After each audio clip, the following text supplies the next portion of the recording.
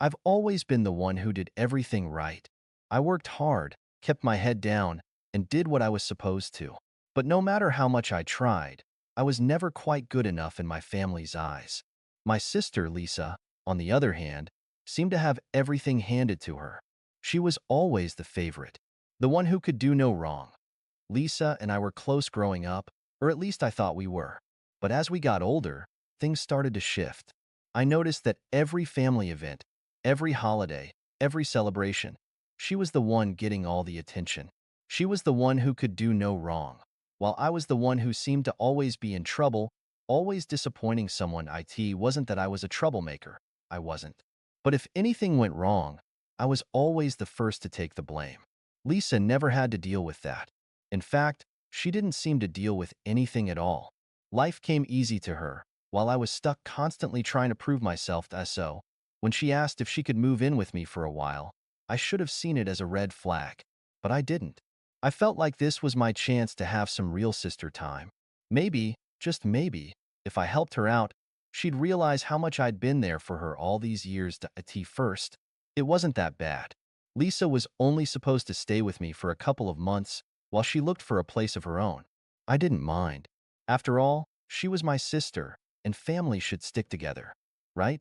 But then, things started to change. She'd leave for work in the morning, but I'd come home after a long day to find the apartment a mess.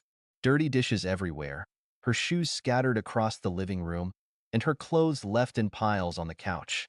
She didn't even bother to clean up after herself, and when I asked her about it, she would just shrug it off, saying she was tired or had too much going on. I tried to keep my cool.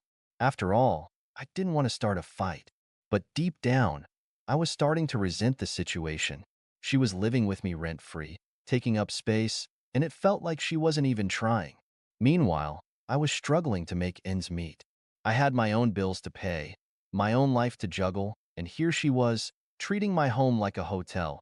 It didn't help that our parents seemed to ignore the issue entirely. They were just so happy that Lisa was living with me. They didn't understand how much I was giving up to make this work. They didn't see the resentment building inside me, the frustration that kept growing every day. One evening, after a particularly exhausting day, I came home to find Lisa sprawled out on the couch, watching TV, with half a pizza box beside her. She hadn't even bothered to clean up. I could feel my blood boiling, but I didn't say anything right away. I was tired of being the bad guy, but then she said it. "Oh, hey, by the way, Mom and Dad want me to stay a little longer.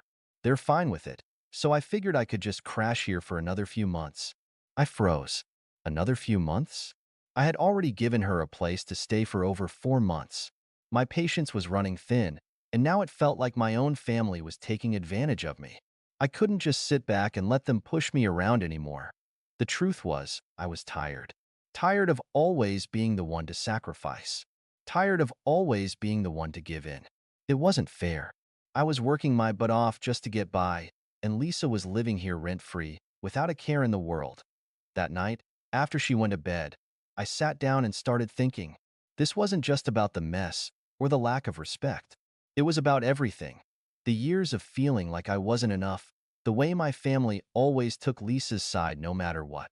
They had never been there for me like they had been for her. And now, here I was, supporting her again, and it felt like nothing had changed. I had to make a decision. The next day, I couldn't shake the feeling that something had to change. I couldn't keep going like this, feeling invisible in my own home, feeling like I was being taken advantage of. I had put up with Lisa living here for months, all while trying to maintain my own life. But it wasn't fair anymore. After work, I walked into the apartment, and there she was, lounging on the couch again. I didn't even get a hello. It was like she didn't care that I had a long day.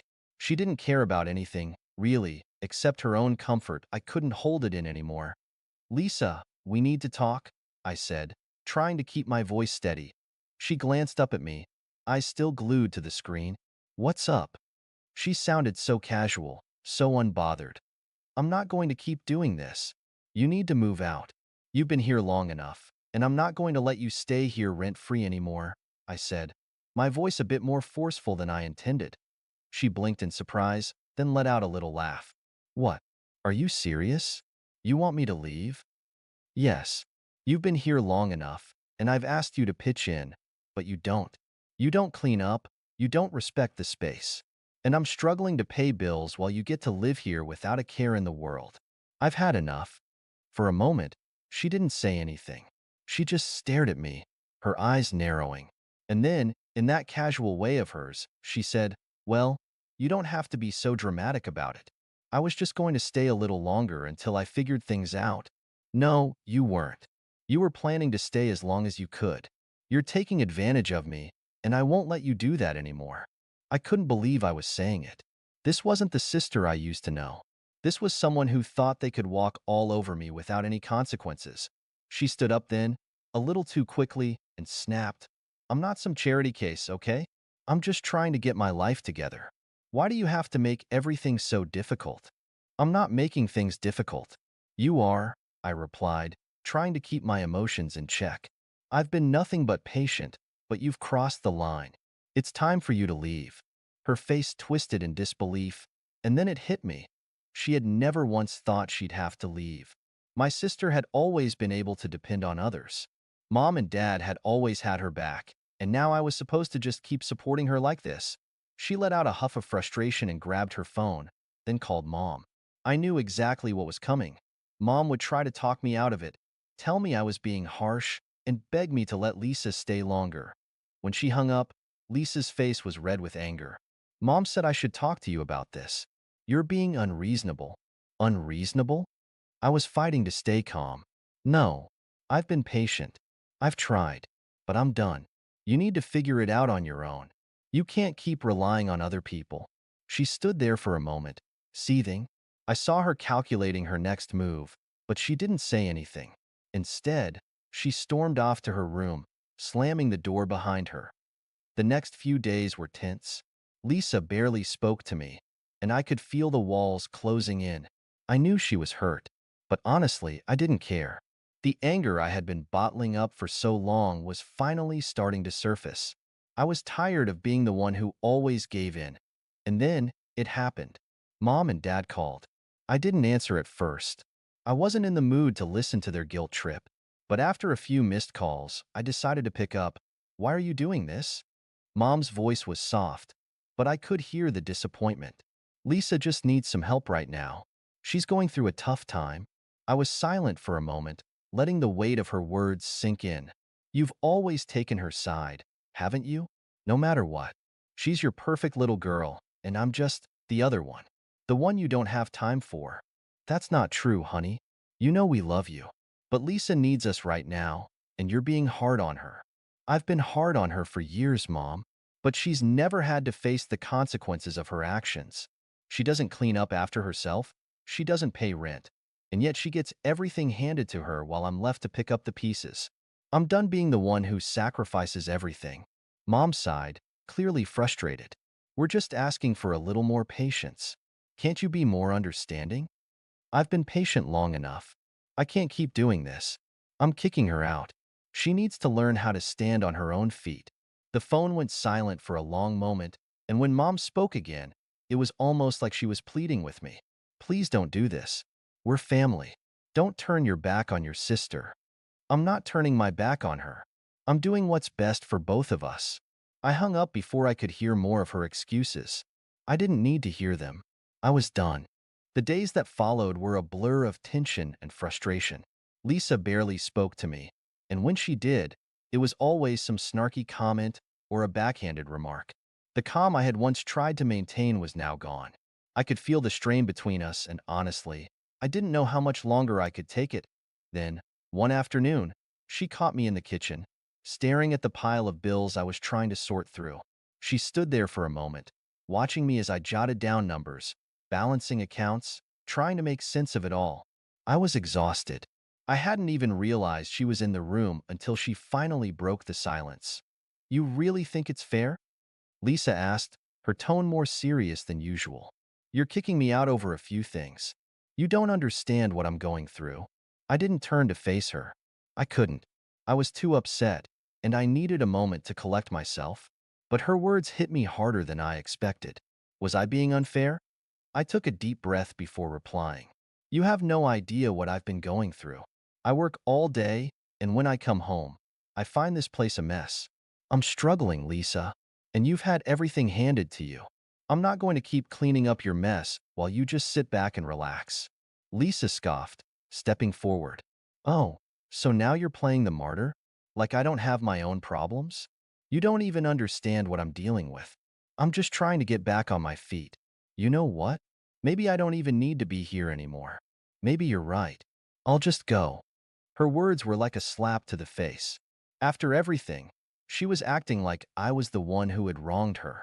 She turned to walk out of the room, but I couldn't let it go that easily. "No, Lisa. You don't get to walk away from this like it's nothing. You've been living here rent-free, and now you want to act like I'm the bad guy?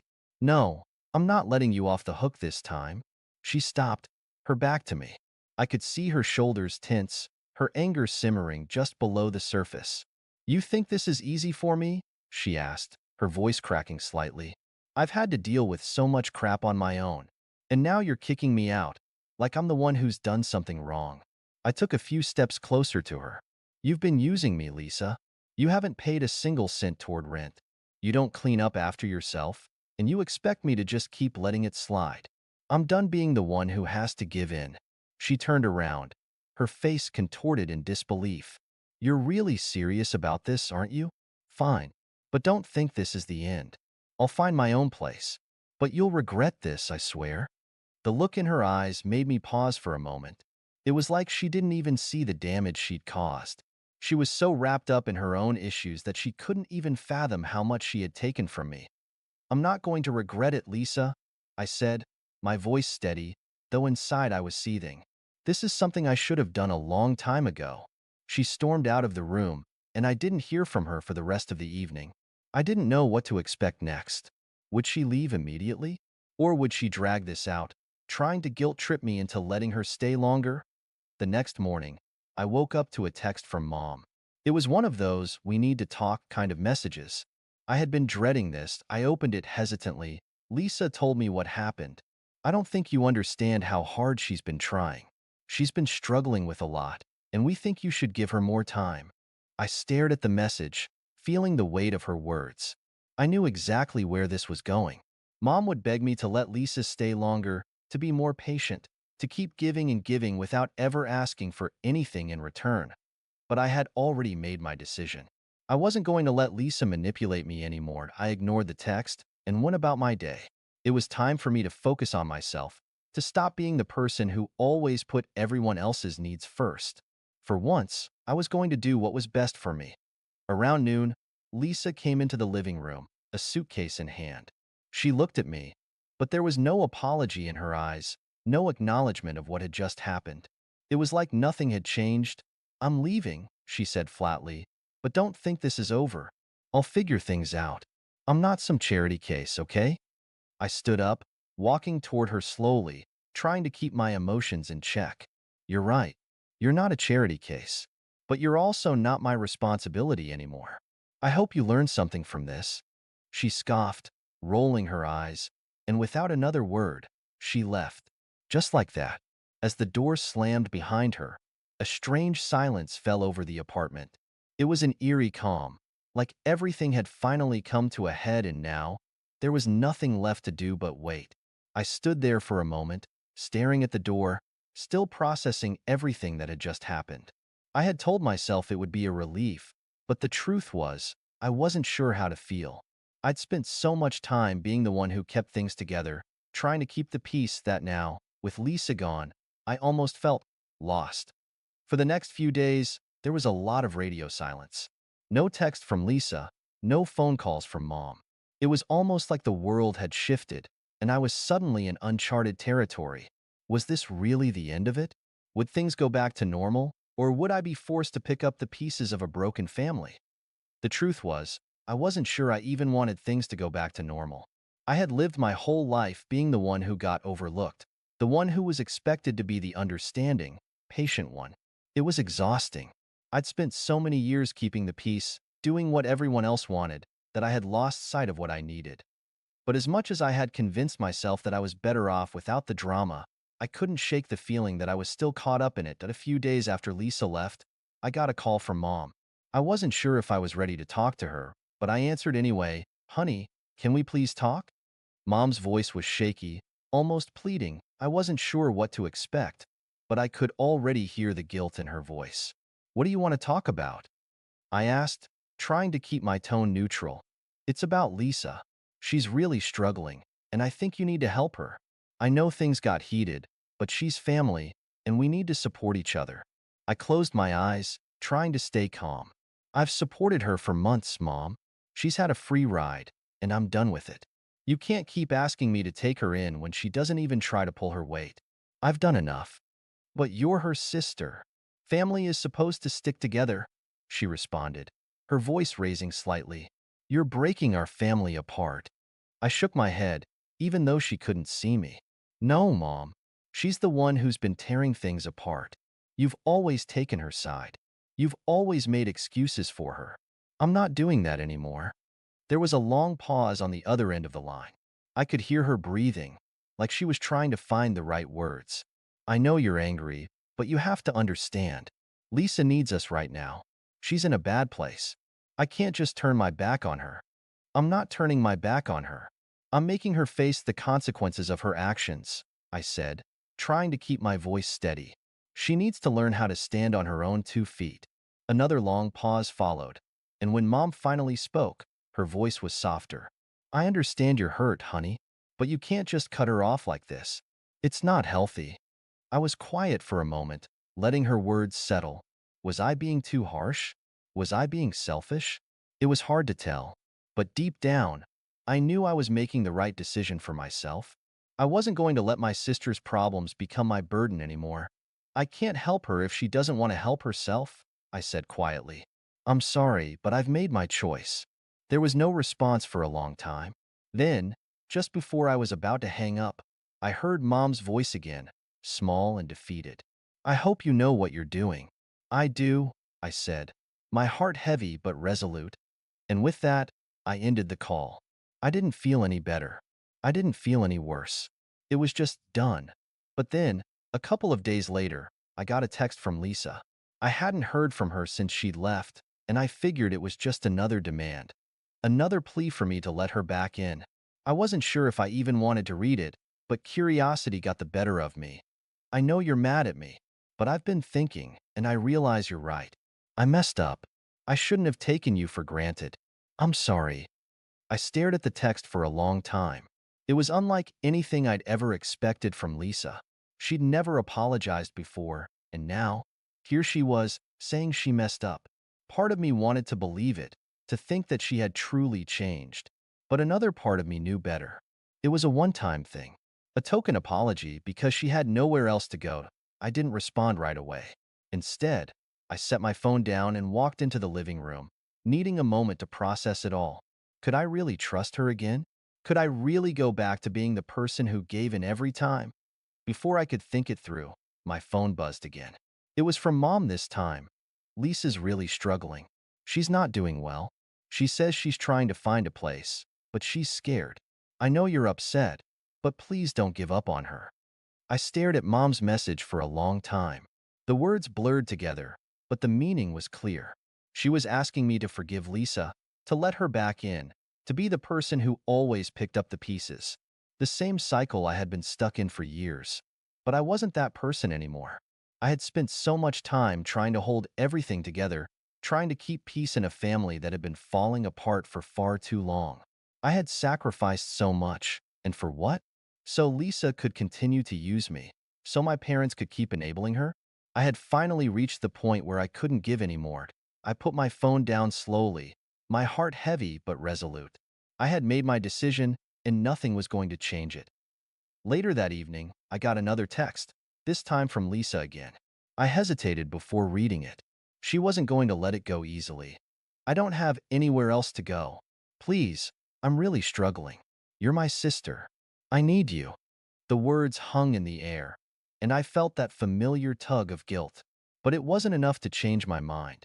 Not this time. I typed a response, my fingers moving with a calm certainty. It wasn't a response I wanted to send, but it was the one that needed to be said. "I'm sorry, Lisa, but I'm done. You need to figure this out on your own. I've helped you more than enough, and I can't keep enabling your mistakes." You need to grow up. I hit send before I could second guess myself. The message felt cold, harsh even, but in the pit of my stomach, I knew it was the right thing to do. It was time for Lisa to face reality. It was time for me to stop being the crutch that propped up everyone else. The silence that followed felt different this time. There was no flood of apologies, no guilt trips, just emptiness. And for the first time in years, I felt like I could breathe. My phone buzzed again, and when I looked, it was a message from Mom. "You've really made your decision, haven't you?" "She's family." I sighed, my fingers hovering over the keyboard. What more was there to say? No more explanations, no more pleading. I've made my decision, and I'm not changing my mind. I turned off my phone after that, not bothering to read the rest of the messages that might come in. The decision was made. I had to look out for myself now as the days passed. I didn't hear from Lisa again. It felt like the final chapter of a long, painful story. Maybe someday she'd understand. Maybe she wouldn't. But I knew one thing for sure. This time, I wasn't going to carry her burden any longer. I had chosen myself, and for the first time in a long time, I felt at peace. No more guilt, no more drama, just me moving forward.